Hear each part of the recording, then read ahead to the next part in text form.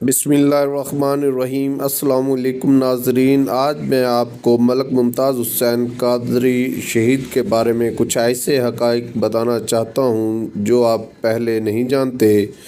1 جنوری سن 1985 یوم پیدائش ملک ممتاز حسین قادری ایوان صاحب کی ہے۔ 29 فروری سن 2016 یوم شہادت ملک ممتاز حسین قادری ایوان۔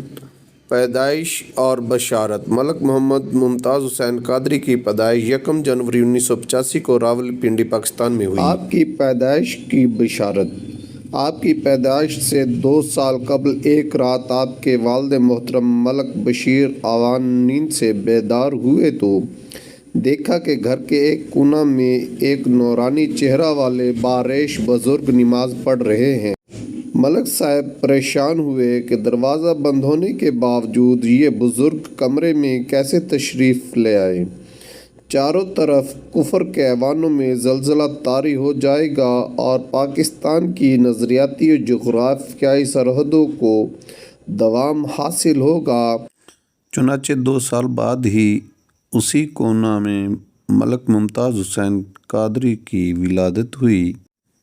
ملک بشیر کا کہنا ہے کہ میں دہاڑی دار مزدور تھا اور رزق حلال کما کر گھر کے 10 افراد کا خرچ مشکل سے چلاتا تھا۔ بنیادی ضروریات بھی پوری طرح میسر نہیں تھی۔ ملک ممتاز کی ولادت کے بعد میرے بچوں کو ملازمتیں ملیں اور دن بدن گھر کی رونقوں میں اضافہ ہوتا گیا۔ میرے علاوہ شاید کوئی نہیں جانتا تھا یہ ساری بہاریں میرے سانولے چاند ممتاز قادری کی برکت سے تھی۔ ممتاز قادری کے گھر والوں کا کہنا ہے کہ وہ بچپن سے ہی خاموش مزاج تھے اور یہ عادت وقت گزرنے کے ساتھ ساتھ بڑھتی ہی چلی گئی۔ ابتدائی کاموں میں خود ہی اسکول کے لیے تیار ہو جاتے اور بغیر کسی کی مدد کے اپنا ہوم ورک مکمل کر لیتے۔ پاک صاف رہنے، محافل میں شریک ہونے اور نعتیں پڑھنے کا شوق تھا۔ 6ٹھی کلاس میں تھے کہ سر پر عمامہ شریف سجانا شروع کر دیا اور 10م کلاس میں پہنچے تو بانی دعوت اسلامی مولانا محمد الیاس قادری صاحب کے مرید ہو گئے۔ مرید ہونے کے بعد دینی رجحانات میں مزید اضافہ ہو گیا اور پڑھائی کی طرف توجہ کم ہو گئی۔ ممتاز قادری نے مدرسۃ المدینہ کراچی میں داخلہ کی خواہش ظاہر کی جو گھریلو حالات کی وجہ سے پوری نہیں ہو سکی۔ ملک ممتاز قادری نماز، روزہ اور دیگر احکام شریعت کے پابند تھے۔ سنت رسول صلی اللہ علیہ وسلم پر عمل کی کوشش کرتے تھے۔ علماء کی محبت اور ان کی خدمت کو باعث فخر سمجھتے تھے۔ ممتاز قادری بہترین نعت خواں تھے۔ انہیں بچپن سے ہی نعت رسول مقبول صلی اللہ علیہ وسلم پڑھنے کا شوق تھا۔ آپ نے اپنی یادداشتوں میں لکھا، 10 سال کی عمر میں جو نعت رسول مقبول صلی اللہ علیہ وسلم سن لیتا وہ مجھے زبانی یاد ہو جاتی، جبکہ اسکول کا انگریزی سبق مجھے 10 دن تک یاد نہیں ہوتا تھا۔ سبق یاد نہ ہونے کی صورت میں اسکول میں اساتذہ کو انگریزی نظم کی بجائے نعت رسول مقبول صلی اللہ علیہ وسلم سنا دیتا تو ہر سزا سے بچ جاتا۔ اہل محلہ شاہد ہیں کہ ڈیوٹی سے چھٹی کے دنوں میں محلہ کے بچوں کو نعت شریف اور سنتیں سکھاتے تھے، اسی لیے محلہ بھر کے بچے ان سے بہت محبت کرتے تھے۔ راکم نے ان کے دست مبارک سے لکھی ہوئی تحریر میں پڑھا، ہر وقت باوضو رہیں، ہمیشہ سچ بولیے، مدنی چینل دیکھتے رہیں۔ آپ کا معمول تھا کہ روزانہ ڈیوٹی پر جانے سے پہلے اور ڈیوٹی سے واپسی پر اپنے نومولود شہزادے محمد علی رضا کو نعت شریف اور اذان سناتے۔ گرفتاری کے فوراً بعد کوہسار تھانے میں آپ وجد کے عالم میں نعت رسول مقبول صلی اللہ علیہ وسلم یا رسول اللہ تیرے چاہنے والوں کی خیر پڑھ کر بارگاہ رسالت میں حاضری لگواتے رہے اور شہادت سے قبل بھی کئی گھنٹے تک نعت خوانی میں مشغول رہے۔ آپ کے گھر والوں کا کہنا کہ ہم نے دھوم دھام سے شادی کرنے کے لیے کافی رقم جمع کر رکھی تھی، مگر انہوں نے کہا شادی شریعت کے مطابق سادگی سے ہوگی، ڈسکو وغیرہ کی بجائے محفل کا اہتمام ہوگا اور بارات ولیمہ میں چند افراد کو دعوت دی جائے گی۔ جنازے کے موقع پر شرکائے جنازہ کو ان کے ساتھی پولیس اہلکاروں نے بتایا کہ ممتاز قادری میز پر کھانا کھانے کی بجائے زمین پر بیٹھ کر کھاتے اور کہتے زمین پر بیٹھ کر کھانا رسول اللہ صلی اللہ علیہ وسلم کی سنت ہے۔ ملک محمد ممتاز حسین قادری 2003 میں محکمہ پولیس میں بھرتی ہوئے اور 2008 میں ایلیٹ فورس میں شمولیت اختیار کی۔ محکمہ کے ریکارڈ کے مطابق نہ ہی آپ نے کبھی کسی سے بد اخلاقی کی، نہ کسی غیر اخلاقی سرگرمی میں ملوث پائے گئے اور نہ ہی آپ کا کبھی کسی دہشت گرد تنظیم سے کوئی تعلق نہیں رہا۔ محکمہ کے تمام افسران ملازمین آپ سے محبت کرتے تھے کیونکہ آپ ملنسار تھے، وقت کی پابندی اور فرائض کو احسن طریقے سے ادا کرتے تھے، حتیٰ کہ نماز کی ادائیگی میں جو وقت صرف ہوتا وہ بعد بھی اضافی ڈیوٹی کر کے پورا کرتے، بیشتر وردی میں ہی رہتے۔ کمانڈو کورس کے درمیان آپ کی نشانہ بازی پر تمام ساتھی اور تربیت دینے والے حیران تھے کہ آپ چلتے اور بھاگتے ہوئے حتیٰ کہ آنکھیں بند کر کے بھی درست نشانہ بنا سکتے تھے۔ اللہ تعالیٰ کی طرف سے اس خاص عطا کا نتیجہ ہی تھا کہ گستاخ رسول سلمان تاثیر کو نشانہ بناتے ہوئے آپ نے 27 گولیاں فائر کی اور ایک بھی خطا نہیں ہوئی۔ 14 جون 2009 کو ضلع ننکانہ کے گاؤں اٹا والی میں ایک مسیحی عورت آسیہ نے رسول اللہ صلی اللہ علیہ وسلم کی شان اقدس میں گستاخی کی تحقیقات مکمل ہونے کے بعد عدالت نے اس سے نومبر 2010 کو سزائے موت اور 1 لاکھ جرمانہ کا حکم سنایا۔ 20 نومبر 2010 کو اس وقت کے گورنر پنجاب سلمان تاثیر نے پوپ اور دیگر مسیحی کمیونٹی کی نمائندگی کرتے ہوئے شیخو پورہ میں جیل میں آسیہ مسیح سے ملاقات کی اور اس ملونہ کو یقین دلایا کہ میری تمام تر ہمدردیاں تمہارے ساتھ ہے اور میں تمہیں صدر پاکستان سے معافی دلواؤں گا۔ میڈیا سے گفتگو کرتے ہوئے گورنر نے کہا آسیہ کو گستاخی رسول صلی اللہ علیہ وسلم کی وجہ سے جو سزا سنائی گئی ہے وہ انسانیت کے خلاف اور بڑی ظالمانہ سزا تھی۔ مزید برآں سلمان تاثیر نے قرآن و سنت کی روشنی میں بننے والے قانون تحفظ ناموس رسالت 295 کو کالا قانون کہہ ڈالا اور ٹویٹر پر اپنے آخری پیغام میں لکھا مجھ پر توہین رسالت قانون کے سلسلے میں دائیں بازو کی قوتوں کے سامنے جھکنے کے لیے شدید دباؤ ہے، تاہم اگر میں اس موقف پر آخری شخص بھی رہ گیا تب بھی ایسا نہیں کروں گا۔ میں ایسے لوگوں کو جوتے کی نوک پر رکھتا ہوں۔ صرف یہی نہیں، سلمان تاثیر کو ختم نبوت صلی اللہ علیہ وسلم کے منکر قادیانیوں سے اس قدر ہمدردی تھی کہ اس کی بیٹی شہر بانو نے بیان دیا میرے والد قادیانی کو غیر مسلم قرار دینے کے سخت مخالف تھے۔ دلچسپ بات یہ ہے کہ سلمان تاثیر کے والد محترم ڈاکٹر محمد دین تاثیر ناموس رسالت پر فدا تھے۔ شہید ناموس رسالت غازی علم دین شہید کے جسد مبارک کو لاہور منتقل کرنے کے لیے انہوں نے ہی عذرائے عقیدت تابوت پیش کیا تھا۔ نہ جانے سلمان تاثیر کو اپنے والد کے افکار سے اس قدر کیوں بغاوت تھی۔ سلمان تاثیر کا جرم رسول اللہ صلی اللہ علیہ وسلم کی شان اقدس میں معاذ اللہ گستاخیاں کرنے والی عورت کو عدالتی تحقیقات میں گستاخ ثابت ہونے کے بعد بے قصور اور مظلومہ کہہ کر قانون ہاتھ میں لینا اور اپنے عہدہ کے حلف کی خلاف ورزی کرنا، ملعونہ گستاخ کی وکالت کر کے خود توہین رسالت کا ارتکاب کرنا، قرآن و سنت کی روشنی میں بننے والے قانون تحفظ ناموس رسالت صلی اللہ علیہ وسلم 295 کو کالا قانون قرار دینا، علماء کرام کو جوتی کی نوک پر رکھنا اور ختم نبوت صلی اللہ علیہ وسلم کے منکر مرضیوں کو مسلمان سمجھنا وہ امور ہیں جو اس کے قتل کا سبب بنے۔ مسلمان خواہ کتنا ہی گناہ گار کیوں نہ ہو، وہ اپنے رسول اللہ صلی اللہ علیہ وسلم کی گستاخی برداشت نہیں کر سکتا۔ سلمان تاثیر کی ہرزہ سرائیوں کی وجہ سے ملک بھر میں غم و غصہ کی لہر دوڑ گئی۔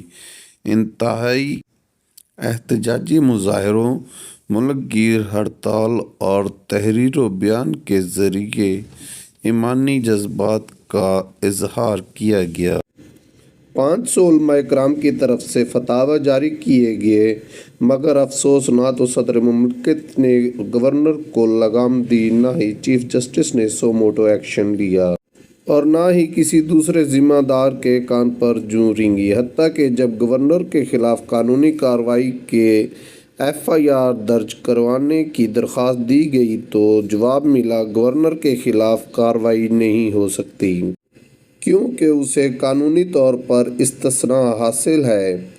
آپ کے بھائی ملک دلپذیر ایوان کا کہنا ہے کہ سلمان تاثیر کی ہرزہ سرائیوں اور اس کے خلاف ہونے والے احتجاج کے دوران گرفتاریوں پر ممتاز قادری پریشان رہنے لگے، کھانا پینا بھی مشکل ہو گیا۔ بیٹے محمد علی رضا کے بیمار ہونے پر مجھے کہا کہ مجھ میں ہمت نہیں، آپ اسے ڈاکٹر کے پاس لے جائیں۔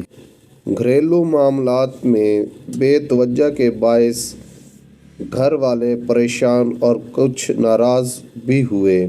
میرے استفسار پر کہنے لگے، بہت بڑے عہدے پر فائز ایک شخص توہین رسالت صلی اللہ علیہ وسلم کر رہا ہے، علماء فتویٰ دے رہے ہیں، احتجاج ہو رہا ہے، میں سخت تکلیف میں ہوں، مجھ سے کھایا پیا نہیں جا رہا اور میرا دوستوں میں دل نہیں لگتا۔ ممتاز قادری نے مختلف وکلاء اور پولیس آفیسرز سے سلمان تاثیر کے خلاف FIR درج نہ ہونے کی وجہ پوچھی۔ جب انہیں بتایا گیا کہ گورنر کے خلاف مقدمہ درج نہیں ہو سکتا تو کہنے لگے، پاکستان کی پنجاب پولیس کے کمانڈو یونٹ ایلیٹ فورس کے ایک سپاہی تھے جو گورنر پنجاب سلمان تاثیر کے سرکاری محافظوں میں شامل تھے۔ یہ کیسا قانون ہے؟ حضرت عمر فاروق رضی اللہ تعالیٰ عنہ خود کو فرات کے کنارے بھوک سے مرنے والے کتے کے بارے میں بھی جواب دہ سمجھتے ہیں، اور یہاں حکمران گستاخی بھی کریں تو ان کے خلاف مقدمہ درج نہیں کیا جاتا۔ ملک دلپذیر صاحب کا بیان ہے کہ 31 دسمبر سن 2010 کو ہمارے گھر سے ملحقہ پلاٹ میں شباب ملی کے زیر اہتمام ناموس رسالت صلی اللہ علیہ وسلم کانفرنس تھی۔ اس موقع پر وہ ممتاز قادری مجھے بہت خوش نظر آئے۔ انہوں نے بال بھی کٹوائے، خوبصورت لباس بھی پہنا، سر پر عمامہ سجایا۔ کانفرنس میں سب سے پہلے انہیں ہی نعت شریف پڑھنے کے لیے بلایا گیا۔ چہرے کی خوبصورتی، چال ڈھال دیکھ کر سوچ رہا تھا کہ آج یہ حسن کہاں سے اور کیوں آیا۔ مجھے کیا معلوم تھا کہ ان کی تقدیر میں کیا کچھ لکھا جا چکا ہے۔ 4 جنوری سن 2011 وہ تاریخی دن ہے جب شہید ناموس رسالت غازی ممتاز حسین قادری نے اپنے رسول کریم صلی اللہ علیہ وسلم کی گستاخیوں کا بدلہ لیتے ہوئے اسلام آباد کوثر مارکیٹ کے باہر سلمان تاثیر کو 27 گولیاں مار کر اپنے سینے کی آگ گستاخ رسول صلی اللہ علیہ وسلم کے خون سے بجھائی۔ گستاخ رسول صلی اللہ علیہ وسلم زخموں کی تاب برداشت نہ کرتے ہوئے جہنم واصل ہو گیا۔ اس سے عشاق رسول صلی اللہ علیہ وسلم مسرور ہوئے۔ کفر کے ایوانوں میں زلزلہ برپا ہوا اور 295C میں ترمیم کے حوالے سے پارلیمنٹ میں جمع کروائی گئی قرارداد سمیت ناموس رسالت صلی اللہ علیہ وسلم کے خلاف اٹھنے والی تمام آوازیں تھم گئی۔ یہ امر بھی قابل ذکر ہے کہ سلمان تاثیر کے حامیوں کی تمام تر کوششوں کے باوجود اس کا جنازہ پڑھانے کے لیے کوئی عالم دین میسر نہیں آیا۔ ملک دلپذیر ایوان صاحب کا کہنا ہے کہ 4 جنوری سن 2011 تک 3 دن سے کھانا پینا متروک ہونے کے باوجود غازی صاحب لاغر ہونے کے بجائے انتہائی چاق و چوبند نظر آئے۔ لگتا تھا وہ خود حرکت نہیں کر رہے بلکہ انہیں کوئی اور چلا رہا ہے۔ میں نے یہ پھرتی دیکھ کر پوچھا کہ کیا کوئی VIP کال آ گئی ہے تو مجھے کہنے لگے کہ دلپذیر بھائی VIP نہیں VVIP کال آئی ہے، میں نے جلدی جانا ہے۔ بعد میں بھابھی سے معلوم ہوا کہ آج وہ اتنی جلدی ڈیوٹی پر چلے گئے کہ ناشتہ بھی نہیں کیا اور بیٹے کو نعت شریف بھی نہیں سنائی۔ سپہر 4:30 پر شور مچ گیا اور ہمارے گھر مبارکبادیں دینے کے لیے آنے والوں کا ہجوم ہو گیا۔ جب ٹیلی ویژن آن کیا تو ممتاز بھائی کی ہنستی مسکراتی صورت نظر آئی۔ وہ کہہ رہے تھے، گستاخ رسول کی سزا موت ہے۔ سلمان تاثیر کو جہنم واصل کرنے کے بعد ممتاز قادری نے فوراً گرفتاری پیش کر دی۔ میڈیا اور 60 سے زائد تفتیشی اداروں کے سامنے ایک ہی بیان دیا کہ میں نے سلمان تاثیر کو توہین رسالت صلی اللہ علیہ وآلہ وسلم کی وجہ سے قتل کیا اور میں اپنے فعل پر مطمئن ہوں۔ راولپنڈی کی اڈیالہ جیل میں لگائی گئی انسداد دہشت گردی کی خصوصی عدالت کے ذریعے کیس کی سماعت ہوئی۔ عدالتی کارروائی کی رپورٹ شائع ہوئی جس کے مطابق آپ کا بیان درج ذیل ہے۔ میں سلمان تاثیر کی جانب بڑھا تب مجھے اس سے بات کرنے کا موقع ملا۔ محترم، آپ نے بحیثیت گورنر قانون تحفظ ناموس رسالت کو کالا قانون کہا ہے۔ اگر ایسا ہے تو یہ آپ کے لیے مناسب نہیں، آپ کو زیب نہیں دیتا۔ اس پر وہ اچانک چلایا اور کہنے لگا کہ نہ صرف کالا قانون ہے بلکہ وہ میری نجاست ہے۔ بحیثیت مسلمان میں دباؤ جذبات میں خود کو کنٹرول نہ رکھ سکا اور فوراً مشتعل ہو گیا۔ میں نے ٹریگر بندوق کا گھوڑا دبایا اور وہ میرے سامنے ڈھیر ہو گیا۔ مجھے کوئی پچھتاوا نہیں ہے اور میں نے یہ تحفظ ناموس رسالت صلی اللہ علیہ وآلہ وسلم کے لیے کیا۔ 1 اکتوبر سن 2011 کو دہشت گردی کی عدالت کے جج پرویز علی شاہ نے آپ کو 2 مرتبہ سزائے موت اور 2 لاکھ روپے جرمانے کی سزا سنائی اور اپنے فیصلے میں کہا، آپ نے جو کیا وہ اسلام کی روح سے ٹھیک ہے مگر ملکی قانون کے تحت آپ کو سزا سنائی جا رہی ہے۔ یہ فیصلہ سنتے ہی ممتاز قادری کا چہرہ خوشی سے چمک اٹھا اور انہوں نے وہاں موجود اپنے والد محترم کو مبارکباد دی اور حاضرین میں مٹھائی تقسیم کی۔ اس فیصلہ کو اسلام آباد ہائی کورٹ میں چیلنج کیا گیا۔ 9 مارچ 2015 کو اسلام آباد ہائی کورٹ نے دہشت گردی عدالت کے فیصلے کو کالا دم قرار دیتے ہوئے کہا کہ یہ کیس دہشت گردی کے زمرے میں نہیں آتا۔ البتہ ہائی کورٹ نے فرد واحد کے قتل کی بنیاد پر ایک بار سزائے موت کا فیصلہ برقرار رکھا۔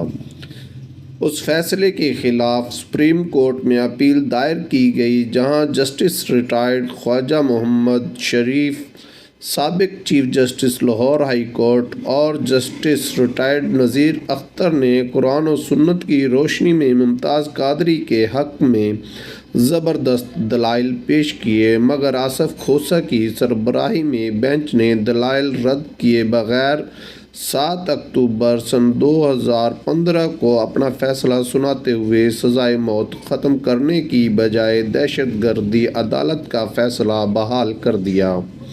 اس پر نظر ثانی کے لیے درخواست دائر کی گئی، مگر وکلاء کے دلائل سنے بغیر ہی آصف کھوسہ نے اسے یہ کہہ کر مسترد کر دیا کہ سلمان تاثیر نے گستاخی کی ہی نہیں، لہٰذا درخواست ناقابل سماعت ہے۔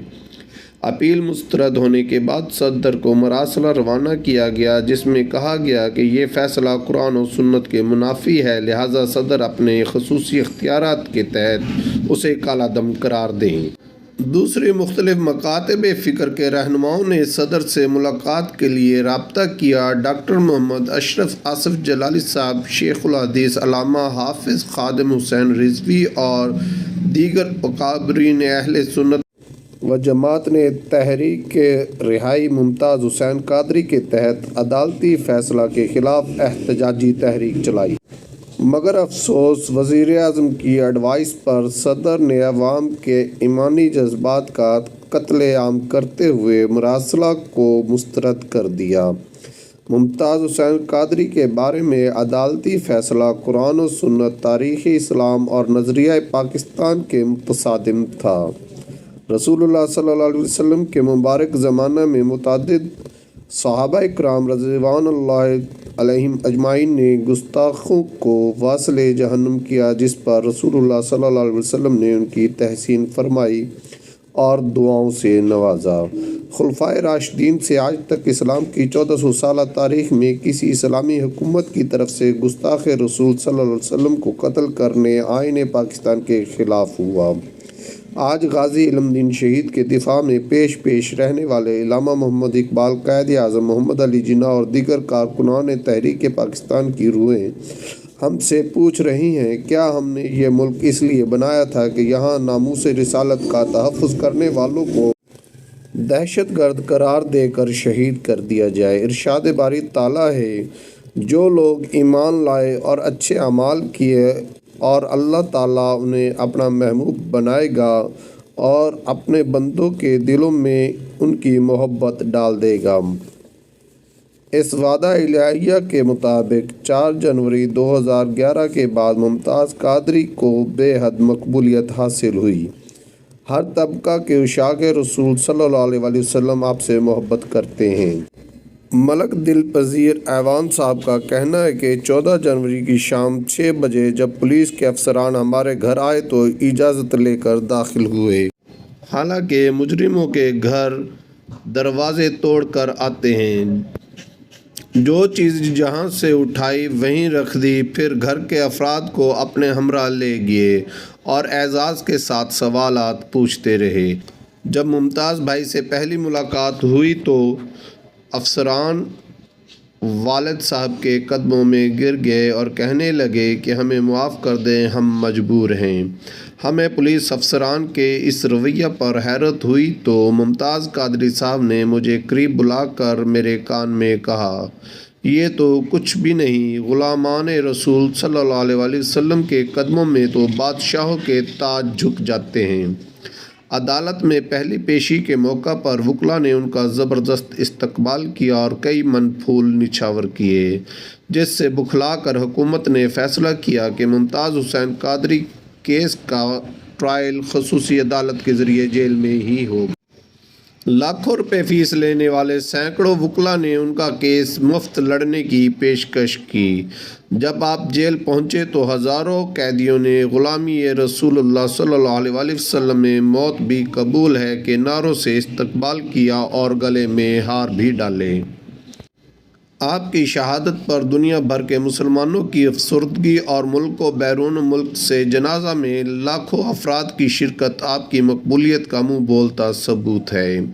عوامی رد عمل کے خوف سے ممتاز قادری کو شہید کرنے کا منصوبہ مکمل طور پر خفیہ رکھا گیا۔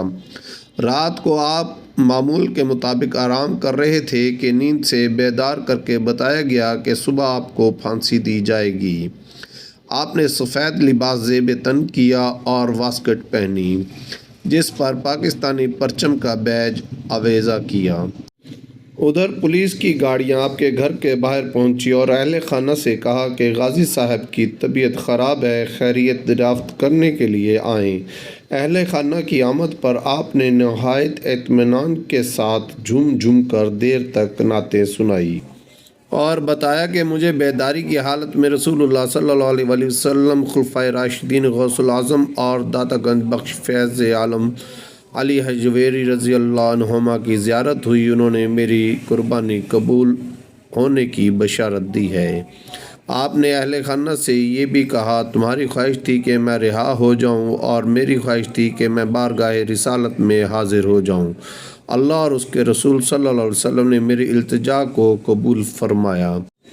آپ کو شہید کرنے کے لیے 4 بجے کا وقت طے تھا۔ اہل خانہ سے ملاقات کے بعد آپ نے آب زمزم اور اجوا کھجوروں سے سحری کر کے روزہ رکھا، نماز تہجد ادا کی اور وقت مقررہ سے قبل ہی پھانسی گھاٹ کی طرف جانے کا فرمانے لگے۔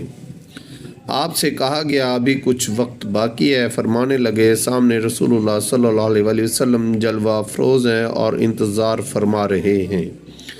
آپ نے جیل حکام سے کہا، بوقت شہادت میں سر پر امامہ باندھے رکھوں گا، میرے چہرہ پر کالا کپڑا بھی نہ ڈالا جائے اور میں پھندا اپنے ہاتھوں سے گلے میں ڈالوں گا۔ چنانچہ آپ کی خواہش پوری کی گئی۔ آپ 29 فروری 2016 عیسوی بروز سوموار 4 بجے نعرہ تکبیر اور رسالت صلی اللہ علیہ وآلہ وسلم لگاتے ہوئے بارگاہ رسالت صلی اللہ علیہ وآلہ وسلم میں حاضر ہو گئے۔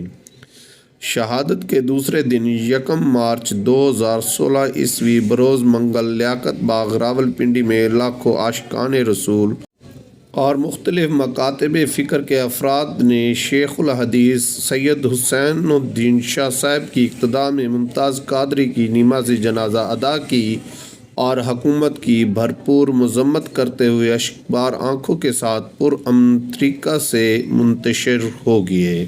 بعد ازاں اسلام آباد کے نواح میں بہارکو کے قریب آپ کے آبائی گاؤں اٹھال میں 50,000 سے زائد افراد نے کل پاشی کرتے ہوئے آپ کو لحد میں اتارا۔ جیل میں آپ کی برکت سے کینسر اور دیگر امراض میں مبتلا متعدد لا علاج مریض شفا یاب ہو گئے۔ ان کا کہنا ہے کہ ہماری صحت یابی پر ڈاکٹر محو حیرت ہیں۔ شہید ناموس رسالت ممتاز حسین قادری نے اپنی یادداشتوں میں لکھا، پیر و مرشد کی نظر کرم اور اثر انگیز دعاؤں کی بدولت جیل کی کوٹھڑی، جس کا عام اکثر ہوا یا پانی کی طرح راستہ دیتی رہتی ہے، وہ تمام عاشقان مصطفیٰ صلی اللہ علیہ وآلہ وسلم ستاروں کی طرح حرف بحرف نظر آتے ہیں، جو ناموس رسالت صلی اللہ علیہ وآلہ وسلم اور میری رہائی کے لیے قربانیاں دے رہے ہیں۔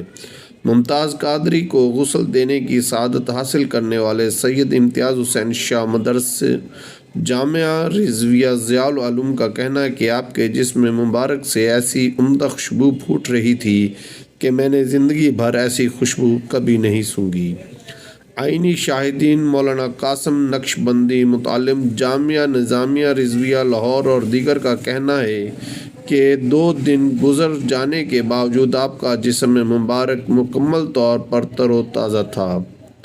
پھانسی کے باوجود چہرہ مبارک کی چمک مسلسل بڑھ رہی تھی اور تدفین تک آپ کے مبارک جسم سے معطر پسینہ جاری تھا۔ پھانسی کی خبر عام ہونے کے بعد ملک کے مختلف علاقوں میں احتجاج کیا گیا تھا۔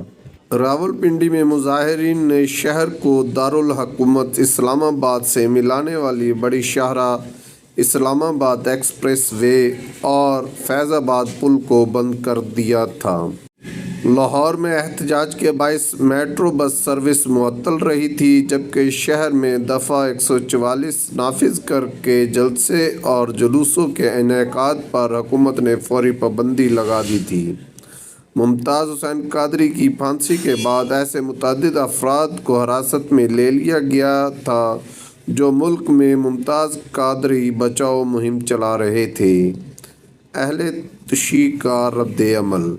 عالمی سطح پر اہم مسائل پر شیعہ نقطہ نظر بیان کرنے والی ویب سائٹ shiachat.com کے مطابق پاکستان میں جہاں آزاد خیال لوگ، سیاست دان اور اہل صحافت اس سزائے موت کے حامی تھے، وہیں زیادہ تر مذہبی مزاج سنی لوگ اس کے مخالف تھے۔ اور قادری کو غازی اور شہید قرار دے رہے تھے۔ اس کے برعکس شیعہ حضرات سلمان تاثیر کو گستاخ نہیں سمجھتے تھے اور قادری ان کی نظر میں ایک دہشت گرد ہے۔ مباحثے کی فورم میں آیت اللہ خمینی کے سلمان رشدی پر موت کے فتوے پر بحث ہوئی، جس پر ایک شراکت دار نے وضاحت کی کہ اولاً سلمان تاثیر نے ریاستی طور پر کوئی گستاخی نہیں کی۔ اگر فی الواقع ایسا معاملہ ہوا بھی ہے تو ملک کی عدلیہ کو کوئی آزاد